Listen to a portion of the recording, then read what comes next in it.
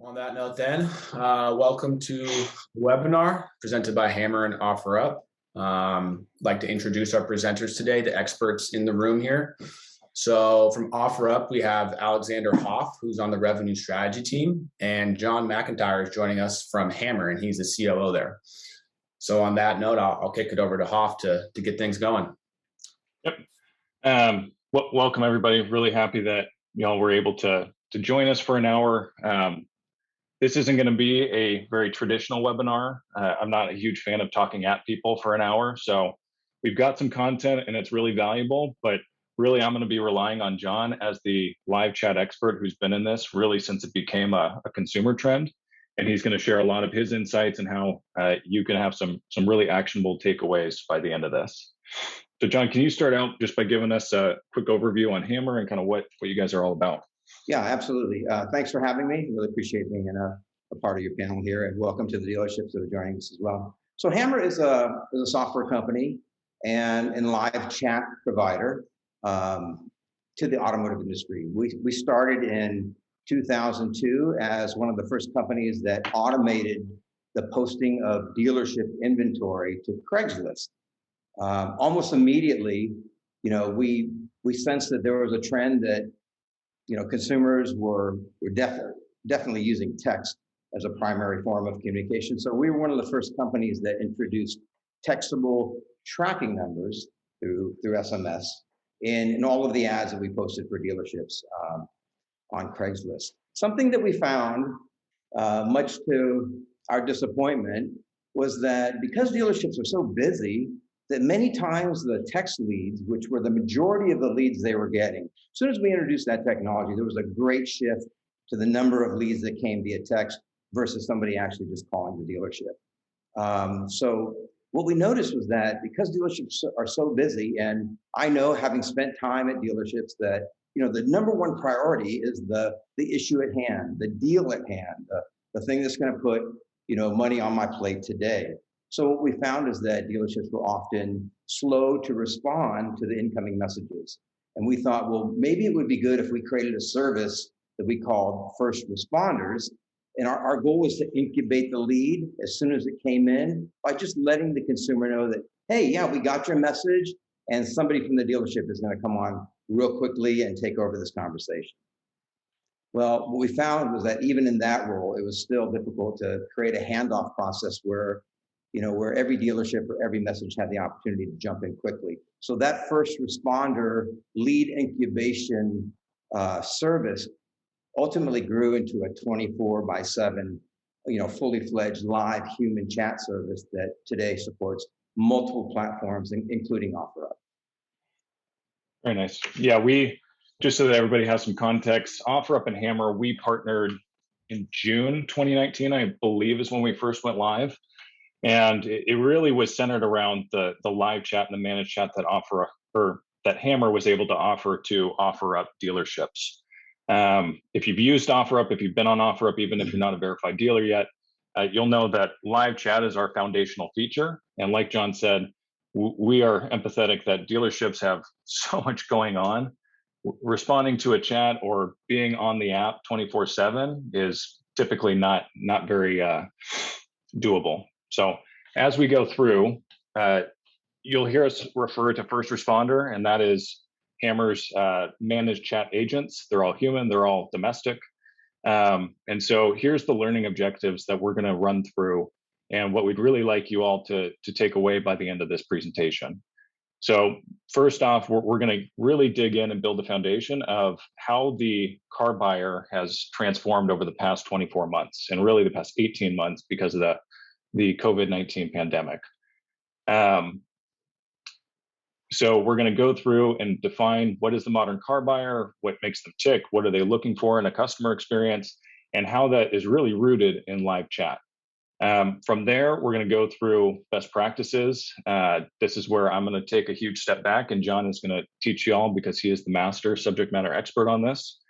And then we're going to look forward as where we see live chat going, because I'm starting to see it pop up really over the past 4 to 6 months on various different platforms and different capacities that just shows that live chat, whether it's text-based or web-based, or mobile application based, it's here to stay, and it's going to keep proliferating throughout the industry.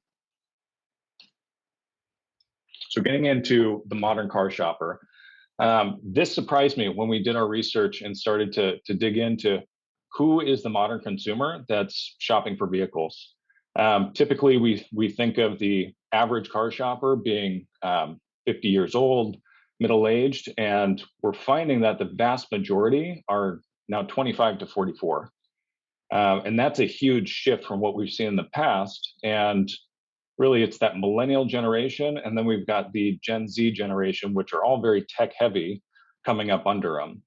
And one thing that we found through our research and through our surveys and everything is by 2025, by the beginning of 2025, about 75% of all car sales are going to be to those two generations.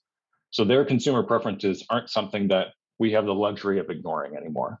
And John, you've kind of seen this firsthand because you said you've got a sister company that's a dealership, but you've also had Hammer, which is really your main customer coming through there has been a lot of millennials. How did you adapt and kind of move through that?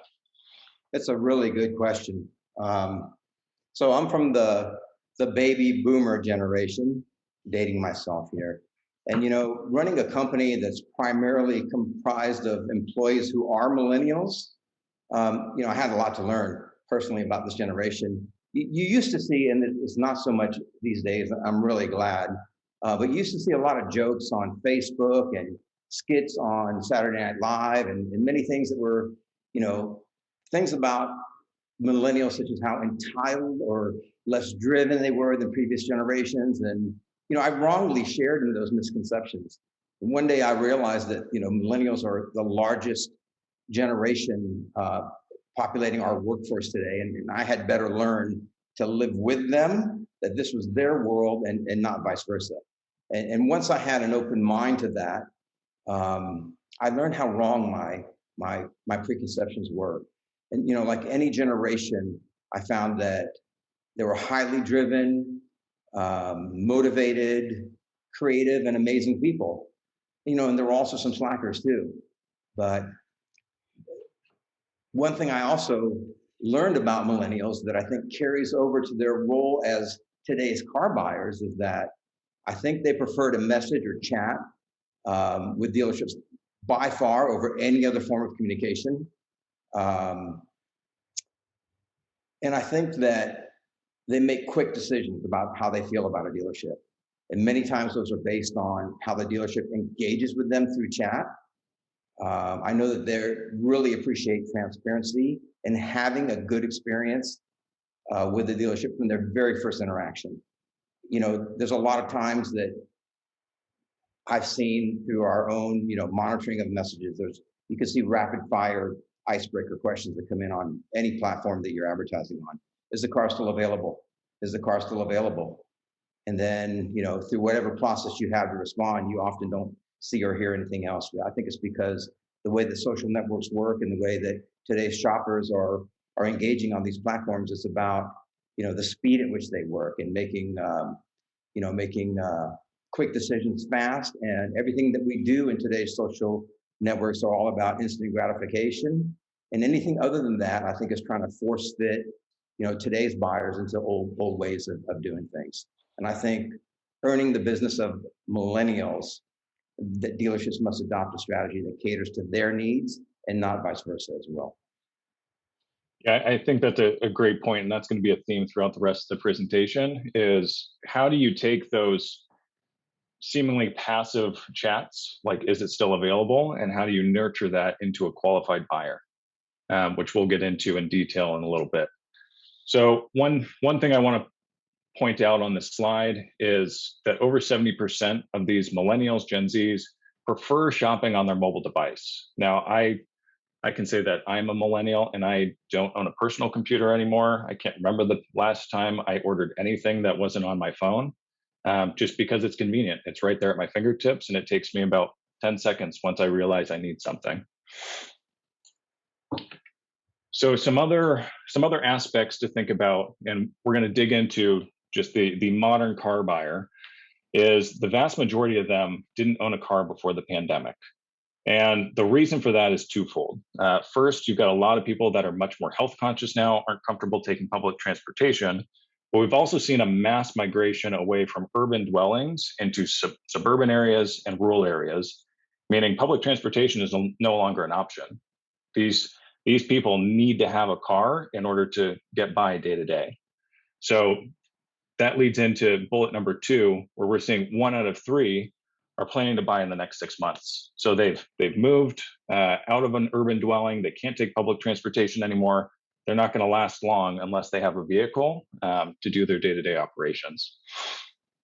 So, John, you've kind of been in the thick of it with seeing how the car shopper has progressed throughout the pandemic. And you and I were talking about test drives and vehicle delivery options, really making as much of it digital so that you can complete as much as the transaction beforehand before they get into the dealership. How have you seen that impact Hammer and also your sister company that's a dealership? Well, I could tell you, I think all of us went through a lot of uncertainty when, the pandemic first happened. That there was a lot of fear in my company. We expected that people would stop buying cars. We expected that a lot of dealerships would go out of business. We expected to lose a lot of our market share with the dealerships that we worked with. And there was a lot of uncertainty and fear surrounding that. I think it was fortunate for us that, many of the dealerships that utilized our first responder service, even in states like, for example, like New York, where they were ordered to, close down the physical store, do not engage with, no buyers were allowed to shop, everything, businesses were shut down, that they had a service that still provided a way to engage with consumers. And it's fascinating to me throughout the history of many swings financially and socioeconomically in our country that in times of difficulty, used car sales still remain strong and often, most times, actually trend upward in times of economic downturn. And I don't know where all the data for that is, but if you do a little research on Google, you'll see that used car sales, it's the kind of business to be in when things aren't necessarily going so great. I thought about what that meant, and I remember myself when we were locked down at home, and we couldn't go anywhere, and how restricted that felt, and how it impacted my mental health and my well-being and all those kinds of things. Something that got me through the pandemic was the ability to hop in my car and just go for a drive through the mountains of San Diego, drive to some place where there weren't a lot of people out and maybe just enjoy a picnic. It was a sense of freedom that I got by hopping in my car and being able to go somewhere. And like you said, as people are migrating away from, downtown and urban cities to more rural places, gosh, I just can't think of anything that gives you more freedom than a set of wheels. And I know that some of you dealership representatives that are here would attest to this, and I saw with many of my customers, I was really amazed that some of the best months they've ever had in business happened right in the heart of the first wave of the pandemic. Yeah, my wife and I did something similar. Every Saturday morning, we'd get up early and we'd just go for a drive. Yeah. I mean, it was a good way to kick off the weekend and just to escape our little 800 square foot apartment at the time. Yeah, I totally relate to that. So the other part of the business side of this is that, dealerships who were maybe forward thinking or had no other option or were just courageous, they started to find ways to engage with consumers by doing at-home deliveries, bringing the sales paperwork along with them and conducting buy transactions at the home, sanitizing the vehicles, delivering them for a home test drive. And, many found ways to thrive during the middle of disruption. At Hammer, that's a core value that we have in part of our culture. We call it anti-fragility. And that doesn't mean being non-fragile. What it means is like finding ways to actually gain success in the middle of disruption. And fortunately, we had a service that boded well for, a disrupting time. I'm not a fear monger. I don't even watch the news, but of course, the current things that we're going through our country right now with the second waves. And when I say I don't watch the news, what's hit me most at home is I've lost either through, friends or even family members. It seems like this last wave of, of COVID has hit closer to home than I've seen before. And, I worry what does that mean for, the future of our country moving forward? And could there be another lockdown and those kinds of things? But I think having a way to keep your dealership open, no matter whether you're at a physical store or doing it virtually online through chat and messages and other types of engagement, is just really important. So do you see at-home test drives and vehicle delivery, let's say 3 to 5 years down the road, is that still going to be a huge part of our industry? Is that just an expectation from car buyers that is here to stay? Well, you have some big companies out there like Carvana and Vroom and others who, have captured a little piece of the pie. But, like that one little piece of the pie that Carvana has values their company at a just unbelievably high valuation, right? So there are definitely a growing trend of buyers who want to conduct business online at their home with the convenience of being able to see the vehicle, test drive it, and maybe even have you pick up their trade-in and bring it back to your dealership as well. So I definitely see a moving trend in that direction in the years to come.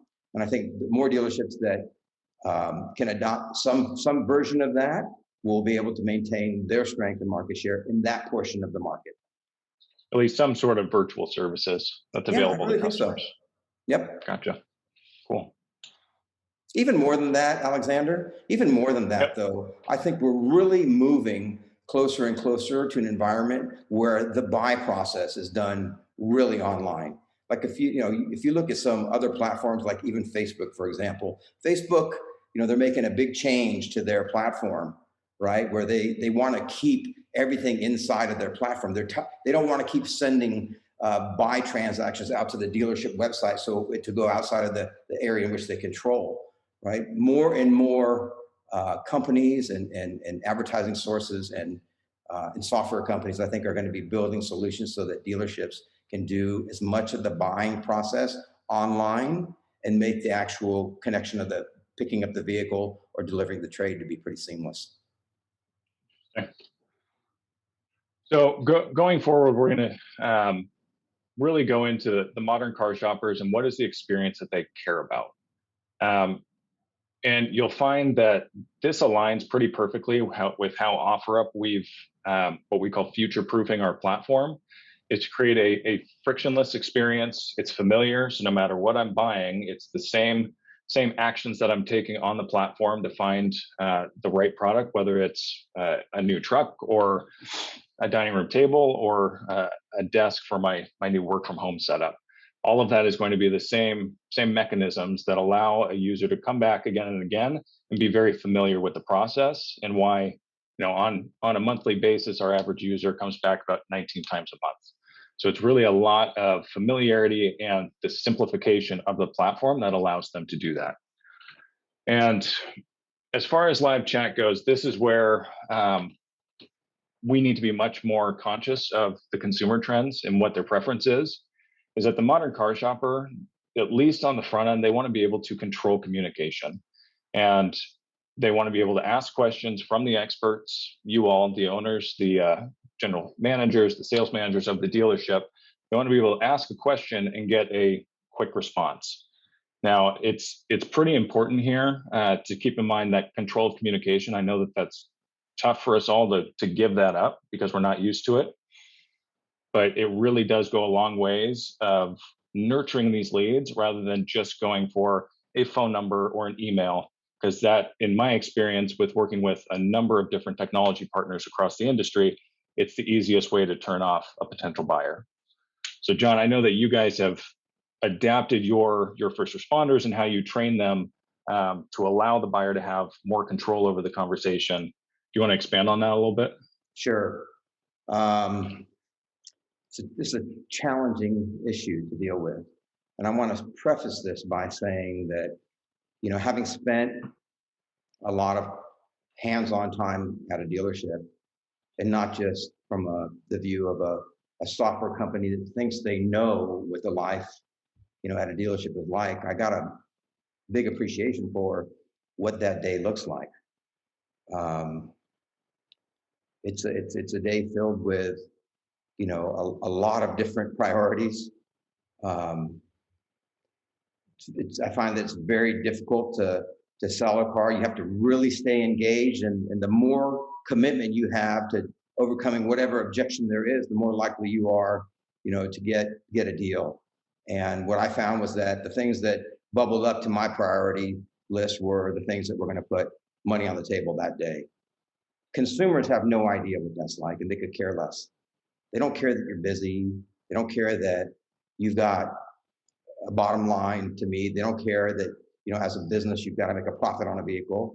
What they care about is like themselves, right? That's the consumer view.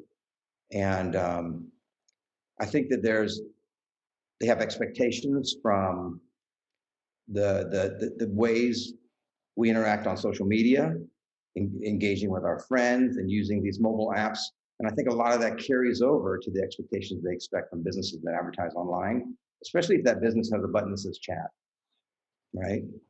It has a button that says chat. I think that means one thing to a consumer. And a lot of what has been built for the automotive industry and probably other industries as well is we have a button that's called chat. But really what that button has become is like a chat version of a lead contact form. And I would ask you, those of you who have web chats on your own websites, or or look for vehicles or see what your competitors are doing, engage with the chat button on the typical dealership website. And what you'll find is that it seems like a bot, even if it is a human, and many times it is a bot, but it's all geared around follow-up. Is that car still available? Yes, it appears to be available, but what is your best phone number or email so that I can have someone at the dealership follow up with you later? And even that follow-up process many times takes time, because that usually generates a lead that goes into the CRM. And depending on what that dealership is dealing with at that moment, or the amount of resources they have available, how many salespeople on their staff, do they have a dedicated team to respond to these kinds of messages? Are they dealing with other priorities at the moment? Even sometimes that follow-up, takes time. And what I've also seen is some of the most basic information asked gets lost in that translation. So when the salesperson does follow up, whether it's 5 minutes or an hour or a day later, it's often starting off with, I saw that you messaged the dealership. What can I help you with? What car were you interested in? Not like an answer to, I have a 650 credit score and one open auto loan. Do you think you can get me into it? It's starting that process over again. I think that's also not really a good, satisfactory experience for someone engaging with chat. Yeah, it's creating more friction in the process when it would almost be easier for the car buyer just to submit their information. Yeah. Rather than going through the hassle of thinking they're going to go through a chat. So Yeah. how does your team then flip the script and take those, like we talked about before, those really basic questions that seem passive, like is it available? How do you gain their trust and get them to open up after that? Well, the first thing is having a quick response. After 5 minutes, when a message comes in, after 5 minutes, you're 80% less likely to make a deal with that consumer. And 5 minutes is long. Yeah. 5 minutes is long. I want to see that window shortened. I'd like to see it be an immediate response and then an engaged response for the human in less than 2 minutes.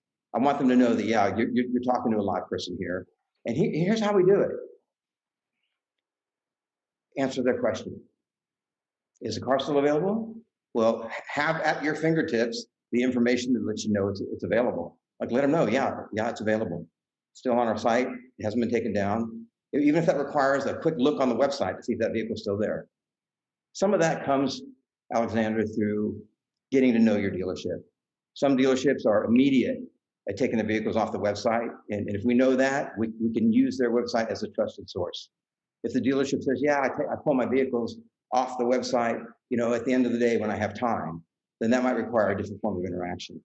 So that's a big part of it, like just engaging quickly. That's the number one thing, respond quickly.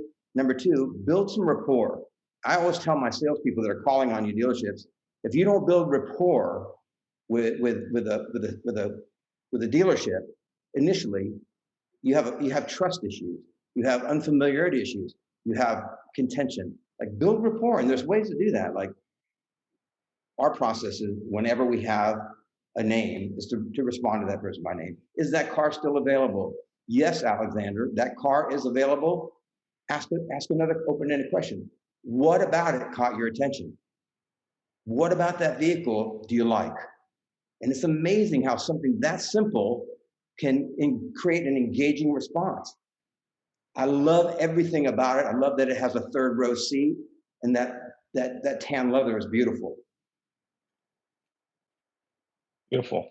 Yeah. Yeah, it's funny that you mentioned selling to dealerships, because it almost seems like a very similar avenue where you've got a car buyer coming in and they've got their guard up, and they're almost hesitant to reach out to a dealership because for one reason or another, they expect a bad experience. When, before I got into the car industry, I was probably also guilty of that misconception, but I've learned these are really some of the most passionate professionals I've ever had the opportunity to work with.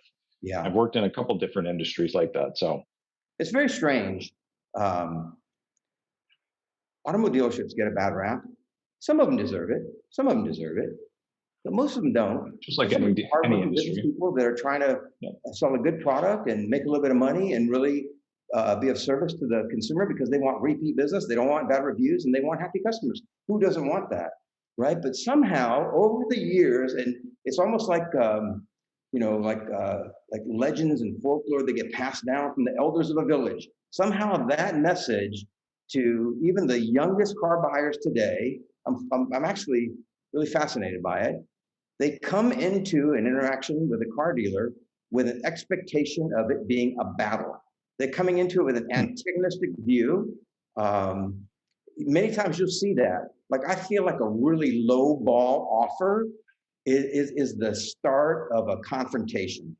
Like, I know you have so much margin in this car that I'm gonna offer you $3,000 less than the market value of that car, nowhere near what you paid to buy it.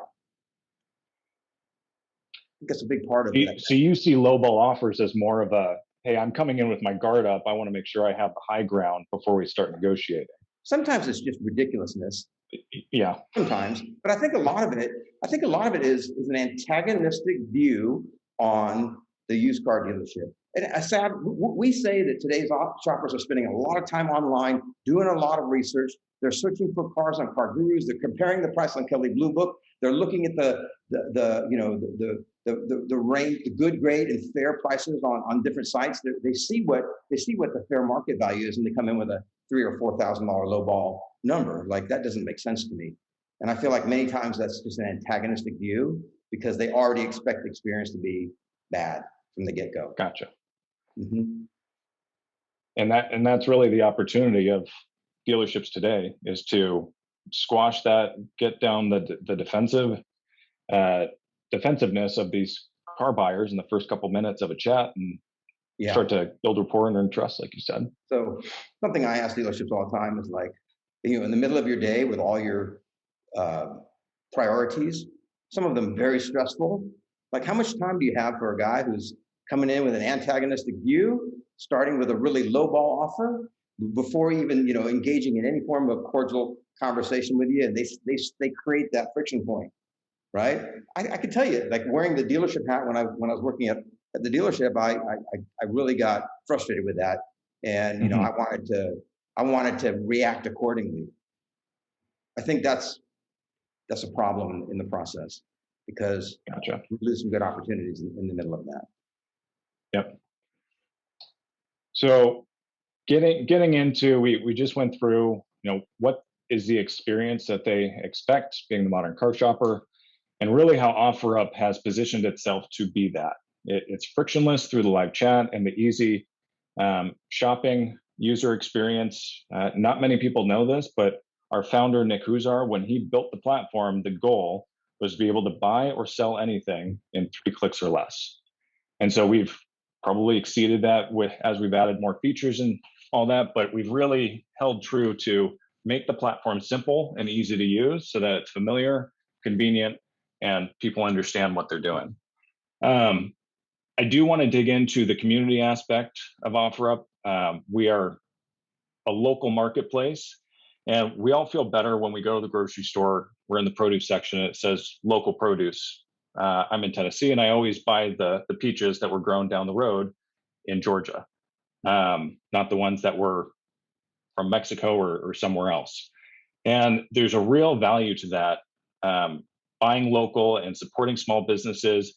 And I've been doing a lot of research over the past 18 months, and it's no different in the automotive industry. Yes, people are willing to drive 50, 80 miles for a good deal, but they'd rather keep their dollars in their local community. We see it all the time where a user goes to a local dealership because they want to support them because their neighbor down the road is a service mechanic for that dealership. They want to be able to support these local businesses. And often automotive, we don't think of it that way. So it's really important to ingrain yourself in your local community and talk about in your brand what you mean to that community and what you add. So now we'll really get into the buyer preference of live chat. And simple overview of what live chat is. It's essentially text-based asynchronous communication. Asynchronous is just a fancy word of saying not both parties have to be there at the same time. So I can send you, John, a text, and you can respond immediately. You can respond in 10 minutes, but we can still have that history of conversation right in one place. Yeah, it's really important. It's a really important point. Opposed to synchronous, which if I give you a call and we're not both on the phone at the same time, it's pretty hard to have a conversation. So that's some of the flexibility you have with live chat. That is very unfair on the view of the consumer. And when I'm the consumer, it resonates with me. Like I'm busy, so I have other things to do. I'll jump back into this conversation when I have time. But when I do, you better be ready. And if you're not, you're not good. So it's a very it is definitely one-sided, and we see that by consumer preference here in a slide or two, and then how it relates to dealers. But what have you seen about live chat? We've talked about this and touched on it a little bit, but it seems like all of our mechanisms, whether it's live chat, whether it's a form fill on the website, everything is leading to, can I get your email? Can I get your phone number so that I can get in contact with you directly? And we don't think of live chat as that direct communication when in reality it is. I think it has a lot to do with the history of the systems that we use as a dealership, and just the very nature of what the day in the life at a dealership is like. I tell my salespeople that call on dealerships, you have to realize you're interrupting somebody in the middle of the day. You have no idea what that person is dealing with at any given time. It could be an angry customer. It could be a warranty issue. It could be his flooring rep. It could be a bank issue. It could be a titling issue. It could be let's really hope that it's 3 or 4 deals lined up right in front of me and that's got all my attention, right? So by the very nature of the business, and I know, I hear dealerships tell me all the time, we've got that covered. My sales reps get the leads, and when they're not busy, it's their job to respond to them. But remember that statistic I told you, after 5 minutes, a message-based leads, you're 80% less likely to convert that into a sale. And it takes some ownership to say, yeah, I realize that, in this grand scheme of a given day, unless I'm paying dedicated people whose job full time is to answer messages as fast as they come in, that we miss some of those. We just do. But the consumer reacts best when their needs are served first. And it's a tough challenge. I just don't, maybe if you're a large dealership or you're a franchise store and you have a lot of staff, you have a dedicated BDC department who's open to responding to answers, not just trying to set appointments, and you have some procedures and best practices in place to do your own chat during your working hours. But what do you do during the non-working hours where our data has shown us consistently since the beginning we started measuring, which has been many years now, that 54 to 50%, 56% of the leads that come in to chat are after normal business hours. What do you do about those, right? I've heard excuses like, serious shoppers don't shop at 2 a.m. It's only tire kickers who are messaging at the dealership at that hour of the day. if they're serious, they'll just call back the next day. Right? But that's just not true. There are plenty of serious shoppers, and there's also tire kickers and game players and looky-loos, but there are a bunch of serious buyers who are ready to buy right now that we miss sometimes because of the older systems we have, the concept, and just the challenge we have as a dealership of running our business and dealing with that priority that's at hand. Yep. And like you were talking about, you don't know what the end consumer, the car buyer, has been going through that day. Maybe 11 o'clock at night was their first time to hop online and start to research vehicles. And so you really create a unique, meaningful buyer experience when you are there to respond. It's amazing. Like an analogy I like to use is, you know, if I can't get a resolution to an issue either through a chat or whatever, if I have to dial an 800 number for customer service, I go into that with dread. Literally, Yep. It's very stressful and it creates a lot of anxiety for me because I already know what the experience is going to be like. I'm going to have to hear all these prompts, and they're going to force me to listen to every single prompt. And in that list of prompts, they're also going to tell me about a survey that I'm already not going to take, but I have to listen to the whole blurb about the 2-minute survey at the end. And then I got to listen to the rest of the prompts. I can't 0 pound, 0 pound, 0 pound, because if I do that, it'll probably disconnect the call or start me through the whole process again.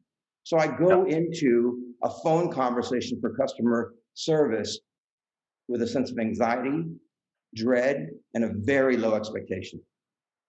If you're a consumer who have messaged a lot of dealerships online, you have found that you're not answered. You get very short, curt responses that say, call me. Or you get a bot or a person whose only goal is to get you to get their contact information. So that expectation for today's buyer, I think, is set very low. And just like me on that phone call, if somebody magically answers on the third ring and says, I can help you, what's that feel like? Yeah. It's a relief to me. So It's an overwhelming good feeling.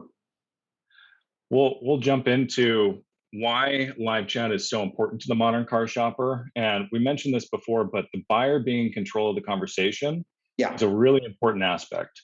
The millennials, the Gen Zs, they're much more, I guess you could say, safety conscious about their personal information, their PII. And so what we've seen, and we give every car shopper, the instant they want to engage with the dealership, we give them the option to send over their phone and email. But they also have the option to toggle that off. Because a lot of them say, hey, I'm not quite ready. I want to get to know this dealership. I want to know how they do business. And if I feel comfortable moving forward with them, then I'll give them my personal information. So we've seen, you see it on your screen, what we call lead information. Know that those car buyers, they have the option to either send it to you or not. So we've seen that greatly increase the quality of those when you do receive them, which is about half the time. Yeah. So I think we are running a little bit behind schedule. So I'm going to jump into chat by the numbers. It's really staggering that it is the preferred method of communication, whether it is sales or customer service or tech help from a B2B standpoint. Everybody wants to be able to chat because it's asynchronous. It's there when I come back, but I can also be doing something else while the person on the other end is figuring out what they need to answer my question. So we see, and this is all data that we've gathered over the past 12 months, that live chat has the highest customer service satisfaction rating of 92% out of any communication medium. About 80% of consumers prefer the response time of live chat, and 70% of users prefer human agents to bots. I think we've touched on this a couple times, but as soon as a car buyer, by far and large, as soon as they get on, and if they think it's a bot, even if it's a human interaction, they're more and more likely to jump off and engage with the vehicle or the dealership down the street. And so I wanted to show this because it is a stark contrast of what our dealerships still think customers want. And so about half of dealerships thinking that customers prefer the phone call. So if they send me their phone number, they must want a phone call. And John, I know that you've dealt with this at the dealership. And what's been your experience? Like, let's say you received a lead form from an auto trader or car gurus, and you called them right away. What was the efficacy and the success of those? So part of what I was doing at that dealership is to really understand what it's like to work in and run a dealership, and to make sure that the tools and things that we build best serve our dealerships.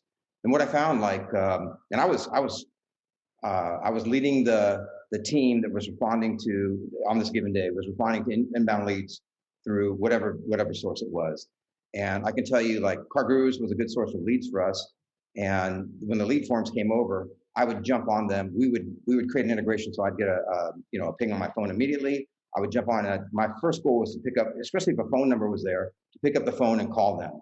And I was shocked that the majority of times, like, even if I dialed immediately, the majority of times that phone call went right to voicemail. So my goal was to leave a message, and then the next thing I did was send a text. And what I found was that a great majority who would not pick up the phone, and I think it had a lot to do with, just resistance to having a phone conversation initially. Even if I give you my number, I'm still not going to answer. I'm guilty of that. When you force me to put my phone number in something that I'm interested in, I won't answer. In fact, my phone's set to silence unknown callers, so it won't even ring to me. But yeah, I think there's a reluctance to pick the phone. And I think there's also a certain aspect of it. This was happening during normal business hours, 10, 11 in the morning, when these leads would start coming in. I think a lot of that had to do with people who just didn't want to answer because maybe they were at work, or maybe there's some place where, picking up and getting into a phone conversation about buying a car just wasn't appropriate.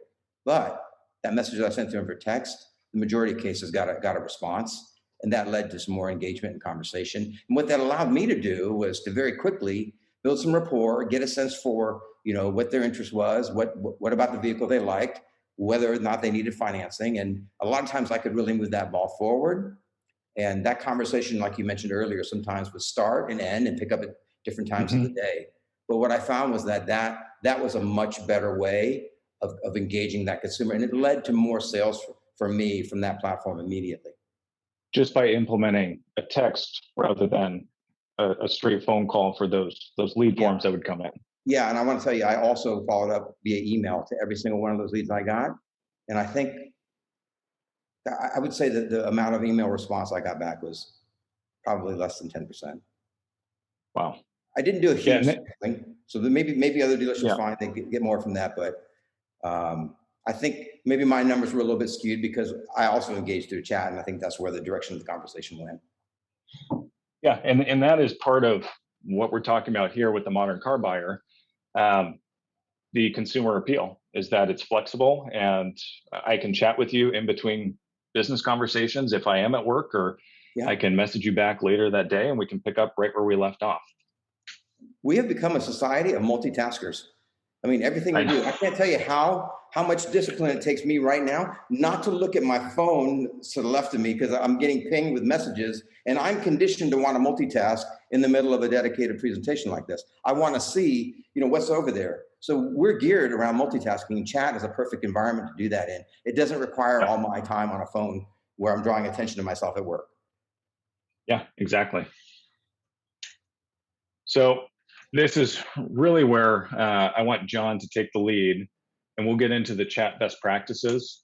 John, before you jump in, the first bullet, I just have to call out that responding to every car shopper that messages you via text, via chat from Facebook Marketplace or OfferUp, wherever it is, responding to every car shopper, you would think that that's a no-brainer, but about 38% of our OfferUp car shoppers that reach out to a dealership don't get a response ever. And so that's staggering. I mean, in the month of February alone, it amounted to about 120,000 car buyers that didn't get a single response. So that's something that I've become very passionate this year is how do we make it easier for dealerships to balance this chat, whether it's through a technology partner like Hammer, or can we give them different features that makes it easier to respond to the best chats first? But really, it is important to maintain your brand and respond to each of those chats every time as soon as you can. So I'll give the floor to you, John. Thank you. Yeah, responding to every car shopper. How about this? Respond to every car shopper, no matter how many times they ask you the same question, no matter what time, night or day they ask it, no matter how many times that is the same stupid question. And how frustrating can that be? Um, I get it because I've seen it. There are a lot of um, questions that seem like they're just tire kickers or game players or looky-loos or whatever you want to call them. But in the grand scheme of all the incoming messages, there's every kind of buyer that you could ever have. There's buyers that have cash offers. There's buyers that need a car right now. There's tire kickers. There's game players. There's low ballers. There's people who need financing. There's people whose car broke down and that's their only mean of transportation to work or to make a living, right? All those messages have every type of buyer and non-buyer in them. And we don't have a magic ball, a crystal ball. We don't have a way of knowing which one is the one that's going to buy a car. Sometimes we think, well, if they were serious, they would call or just stop by the dealership. But that's not true. There are plenty of serious buyers that won't do those things. There are plenty of serious buyers that want to engage, at least initially. They want to check you out. They want to see if you're the type of dealership that they want to do business with. Almost like they're waiting for an invitation from you to do business. There's a big part of that. Like, a lot of times we think that it's just the car that a buyer is interested in. And I don't believe that's true. I think a lot of it has to do with who is the dealership that I'm going to do business with. Remember, this is an industry where people come into it with a low level of trust, unless you become their car guy. If you become their car guy, then not only is there a high level of trust, but they're sending you business from their friends, family members, associates. They're promoting you to people that they know because they want you to do well. So that's the goal through all of this, is to build, loyalty and people who really enjoy the experience. And that really starts from the very beginning. Aiming to have responses in under 2 minutes is critical. It's really critical because today's car shoppers, they're moving fast.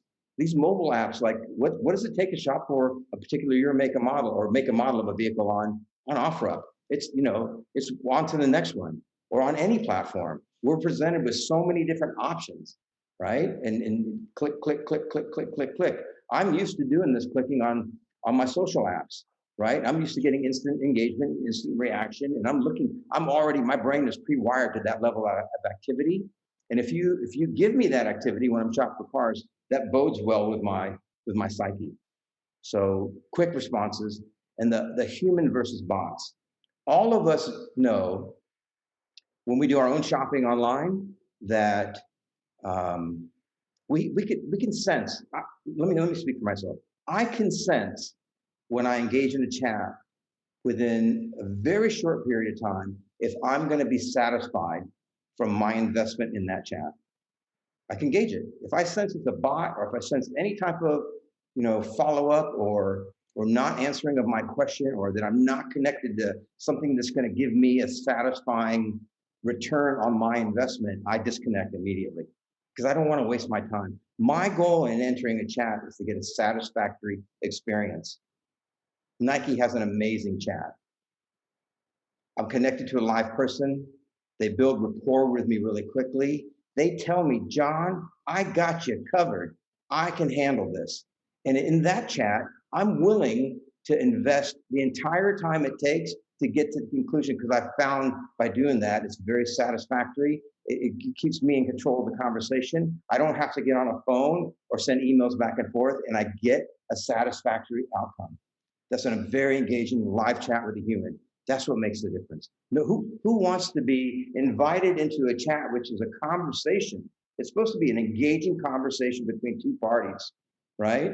With one person that's kind of in control, which is usually the buyer. Who wants to be invited into that only to have a lead contact form in the form of a bot asking you for your information so that they can follow up? Some people do it, but the majority. Yeah, that customer loyalty that you talked about with Nike, I've experienced the exact same thing. With Delta Airlines, I will only fly Delta because every time I message them, I can't get them on the phone, but yeah, I don't really want to get them on the phone. But as soon as I chat them, I know it's a real person. They're using casual language. They're even sending me emojis when they're able to help me change my flight on short notice. Yeah. It just makes it for a better experience. And I know that every time I engage with them via chat, that it's going to get resolved one way or the other, and it's probably going to get resolved quickly, and that's earned my loyalty. So yeah, that's a really good point. So getting into a little bit more in depth, can you tell us? I really want to spend a good amount of time. I know that we're running out of time on this webinar, so we'll have to keep it slightly brief. But building rapport, being responsive, we talked about, but building rapport and being genuine. I feel like those are the top two things that you teach your first responder agents, how to nurture and qualify car shoppers. Absolutely. So the first point, responding quickly, that's also a way to start building rapport, right? If you respond quickly, it's like that customer service rep that answers, "I can help you." It's a relief, because I'm not expecting that, especially 2 in the morning, or when I'm messaging on a platform that only allows me to send email leads in, to have actually a human reach out and say, "Hey, via text, I got you." Building rapport and being responsive means there's things you can do. You can address customers by their name and use verbiage from their inquiry with a genuine response. Answer the question genuinely. Like responses such as "call me," that misses the mark. Like, I feel like if a person wanted to call the dealership to begin with, they would have called them. So a response to a message-based inquiry that says "call me" with a phone number is not genuine, and it kind of misses the mark. Some other things you can do. You can hire a dedicated team, dedicated chat team, or you can build your own team, right? I think it's expensive to build your own team, but you can hire a dedicated team of responders who are able to respond very quickly and that are well versed in what your dealership offers, its strengths, its way of doing business. And so when you say hire a dedicated team, are you saying internally, or are you saying, hey, look for a great technology partner? what I'm really saying is hire Hammer first responders. This is not supposed to be a sales pitch, so I'm going to make it more generic than that. Yep.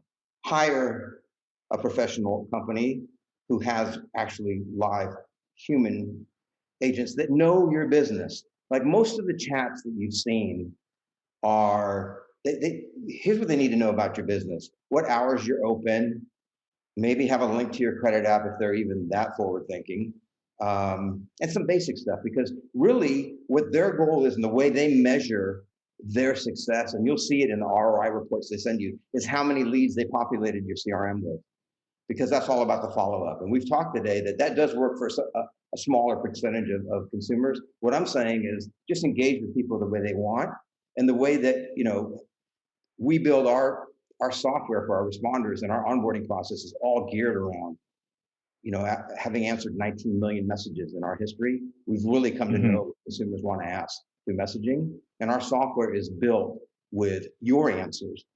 They're not generic answers that we think are best for your dealership. They're literally an interview with your dealership, so we get to know what are your responses.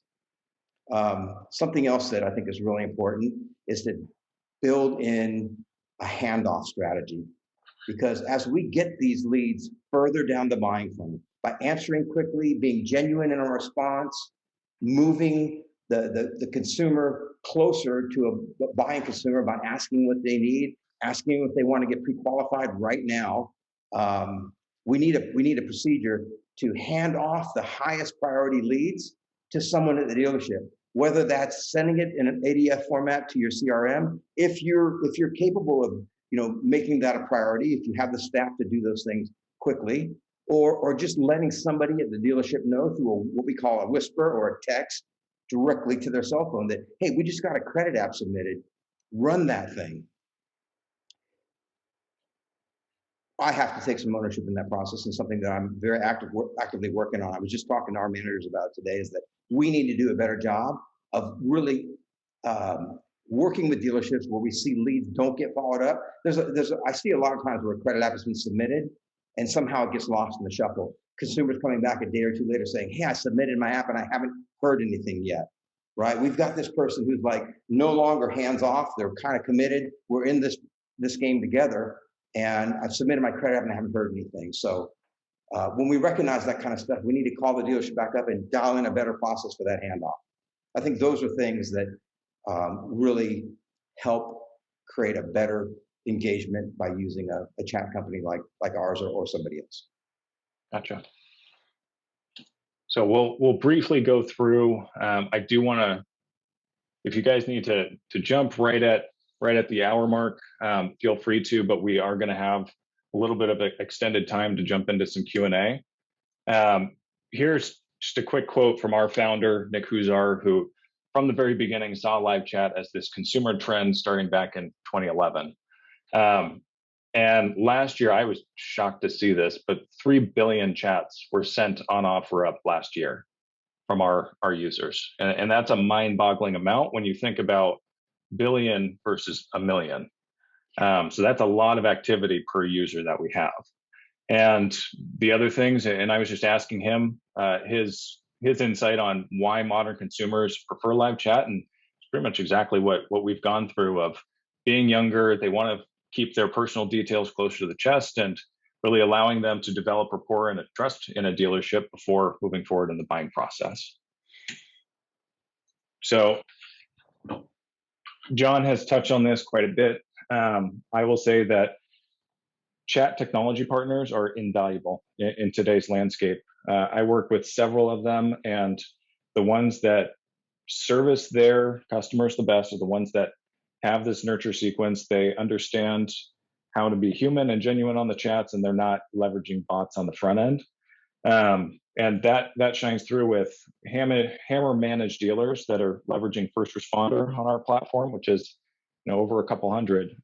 They're converting about 4 times more chats to qualified leads than other dealerships on our platform. So, Alexander, there's another interesting point that I noticed recently is that a lot of the dealerships that we signed up with OfferUp from the very beginning are still very actively using the platform and view it as a very valuable source of leads for their business. Yep. Yeah, and I think the managed chat is a huge part of that because it cuts through the noise. So quickly, where we see chat going, and I've seen this really over the past couple months, live chat being adopted across the automotive industry. I noticed the other day, a couple weeks ago, that CarGurus is now getting into the live chat where they've got CarGurus agents responding to customers that want to interact in a live way, but it's no more than what John was talking about, where they're just trying to acquire your PII information. There's no real help that they can give because they're not at the dealership and they haven't gotten those answers from the dealership. So, John, do you want to quickly go through how you've used universal leads? I'll be very brief with you. New. I think live chat is going to get more and more into doing more within the chat, completing more of the transaction, not just the exchange of information, but getting deals completed in the chat. I think that's clearly a direction that we're going to see industry moving. You hear a lot of it called digital retailing, being able to do things on the website, but I think a lot of that's going to be conducted inside the chat process itself. We created a product called Universal Leads, and what it's designed to do is to take those email forms that you get from many platforms, CarGurus, AutoTrader, Cars.com, Kelley Blue Book, Carfax, whatever they are, because many of those leads come with a phone number in them. And what our Universal Lead does is we intercept that email that comes from the lead source, and we immediately create a first responder conversation directly to that person through that number. I know sometimes they put landline numbers, but it's very few and far between. And I've seen personally what a huge impact that made to me at the dealership I was working at in terms of engaging customers and making sales. So not just having a team that's responding to the live chats, but also taking those email form fills coming in and engaging them via live chat. And creating a conversation immediately. Really cool. Yeah. So that wraps up what we wanted to cover. I hope you all enjoyed more of a conversational presentation. I think that we went through a lot of great content. If you have any questions, we'll stick around for a few minutes and do any Q&A that you have.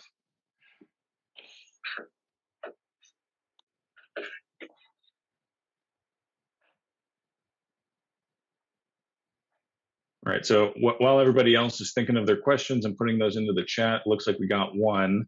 So John, how would you coach a dealer that wasn't using a managed chat partner?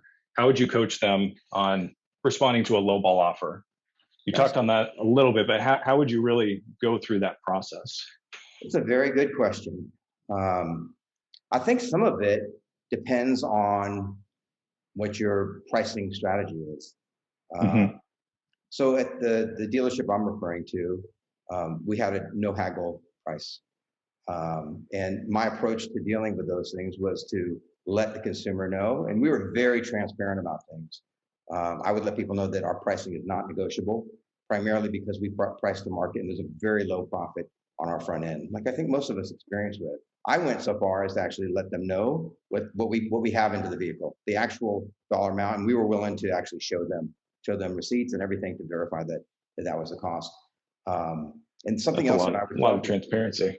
yeah, something else that I would also state was that, you know, we're a dealership where we don't have a haggle price policy because we know there's a lot of conditioning around expecting dealerships to have a lot of margin in their vehicles. So you're kind of trained to expect to get a lower price, but we don't price that way. We price the market. We give our best price. We think it's very competitive. Sometimes I even say, well, why are you inquiring this? Because you've already seen that it's a great price.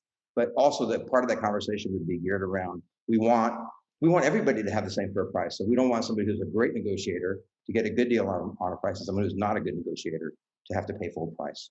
But I think the real thing there is to say that, you know, especially if you are a dealership that's willing to negotiate, is say that negotiations can't happen over a messaging conversation. That if you want to have an engaged conversation to look at this vehicle, that's something that really requires a little more than just a chat conversation. We'll welcome you to come into the dealership. Let's schedule an appointment. We can sit down, look at the numbers, and come up with a fair alternative. Just depends on what the nature of your dealership is. But I wouldn't view a lowball offer as 100% somebody who you can't sell a car to, because it's amazing once you get past that friction point, how much you can do. Yep.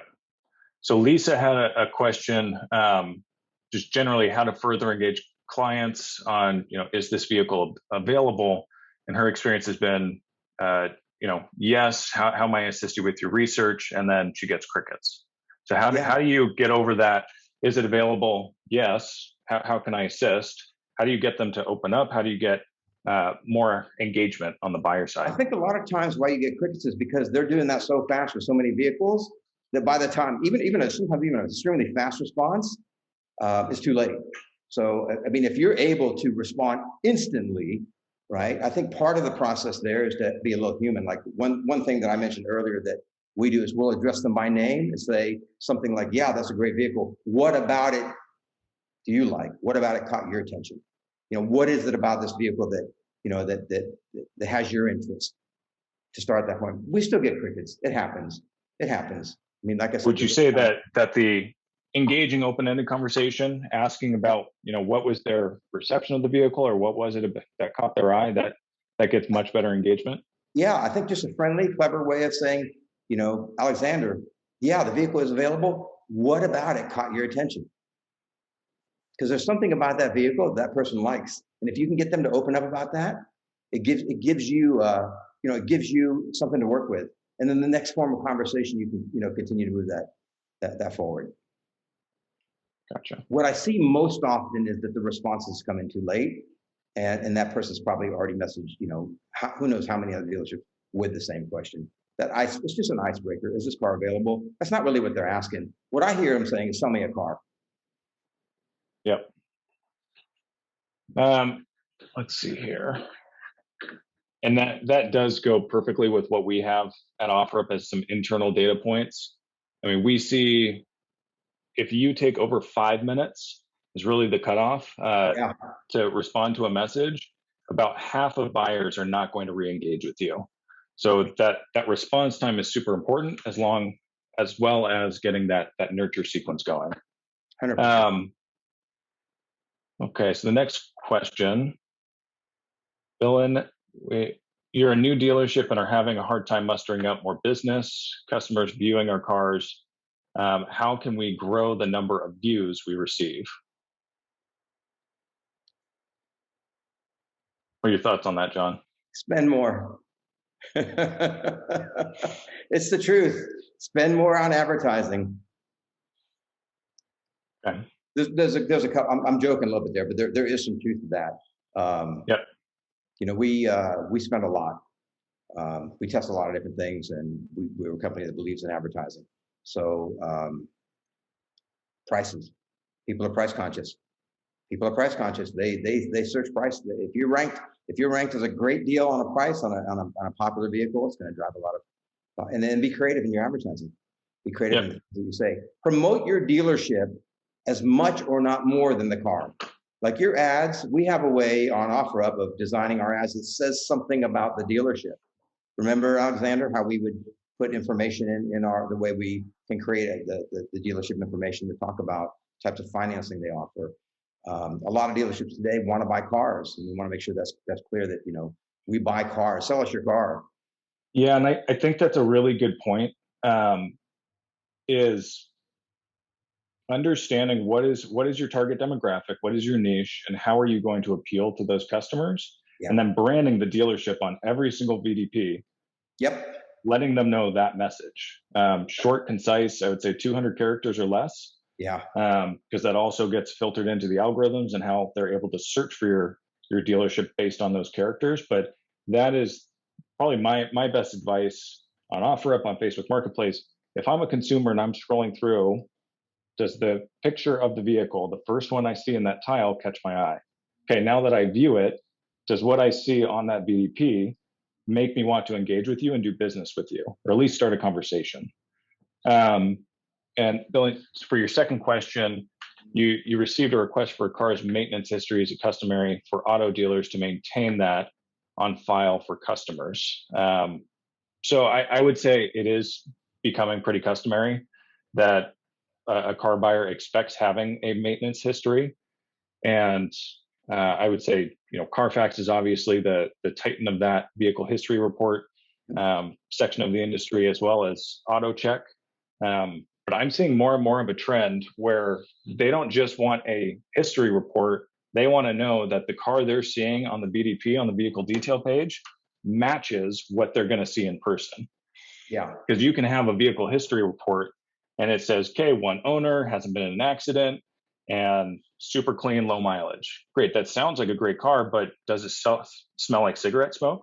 Was the person that owned it before a smoker? Did they have dogs? There's a lot of things. Or was it in an accident, but it was never reported? Having these on-demand inspections, we've got a pretty close relationship with a company called True 360, who offers on-demand inspections, cosmetic, structural, and an OBD2 engine inspection. That way you can have that report, it lists to your Carfax in your AutoCheck report, and the customer really has a peace of mind. They know exactly what they're getting into bed with. Yeah. You know, dealerships have an inspection process, right? Yep. Sometimes it's done in-house. A lot of times it's done by third party.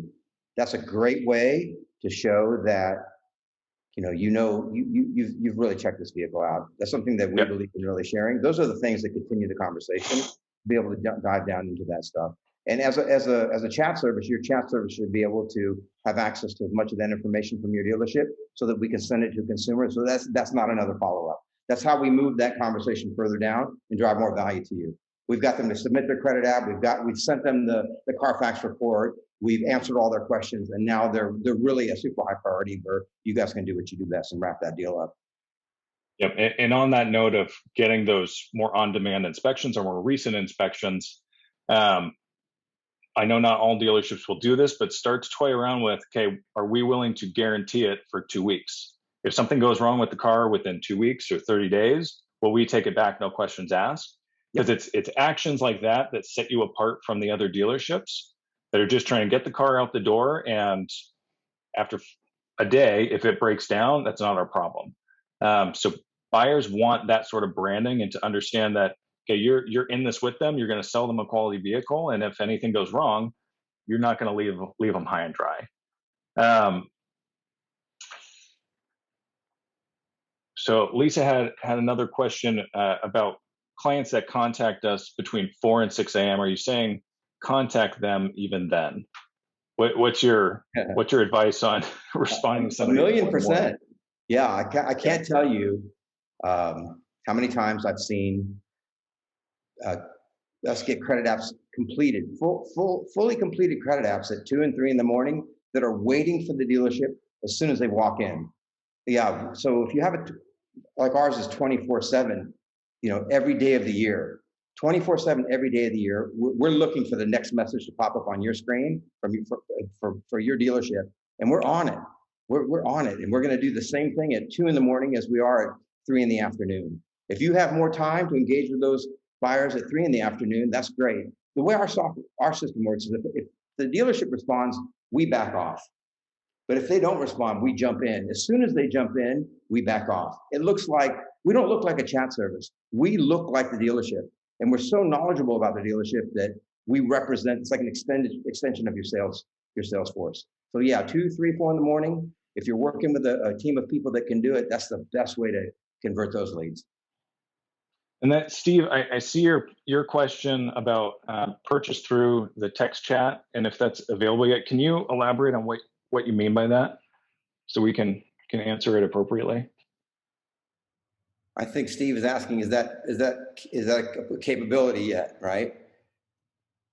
Am I able to send a link in my platform to actually purchase directly?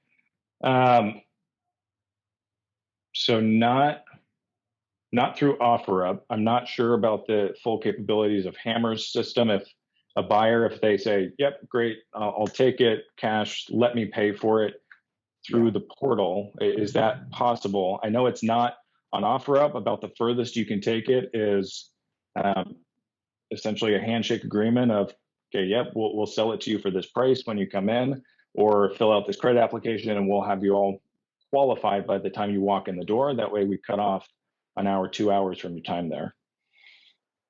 Yeah, I think the question. Yes, you can link to the website, Steve, from OfferUp. Yeah, we can send the link. If you have that kind of digital retailing part on your website, we can definitely send that and encourage them to do that. What I was talking about earlier is like building the tools within the chat to actually complete a transaction, and we're not there yet. We're not there. That's a trend I see us heading into, and I think more and more companies are talking about that. But yeah, I definitely see that as a trend. But like you said, John, there's so many different variables that you need to now bake into the chat process. What if they have a trade-in? How do you appraise the trade-in? Who picks it up? Who ships the car? Who does the financing? There's so many different variables that now you have to build into a chat platform where we're still kind of fragmented. But I do see that happening probably in the next 5 years, where I can chat with somebody and complete the transaction. And like I was talking about a little bit earlier, the car will be guaranteed for 30 days. Once it's delivered, if I have an issue, I can return it. Cool. Well, it looks like that is a wrap on the questions we have. Really appreciate everybody taking the time to join us. John, thank you so much for going substantially over an hour with us and making sure everybody's questions. Sorry for being so long-winded. Oh, it's okay. But we really appreciate your time and your insight. I can talk about chat all day, but I haven't spent time really in a managed chat technology setting where it's day in, day out. That's what you're living in. And then also your experience at the dealership so that you see their firsthand experience. Thank you very much. My pleasure. Cool. Thank you guys for joining us today. Yep. Thank you, Steve. I appreciate the shout out. Cool. Well, everybody, we will see you all on the next one. Hope you enjoyed this format and got a lot out of it. Feel free to email us or give us a call if you guys have any more questions. I'm happy to have a conversation with you all. Perfect. Thank you, everybody.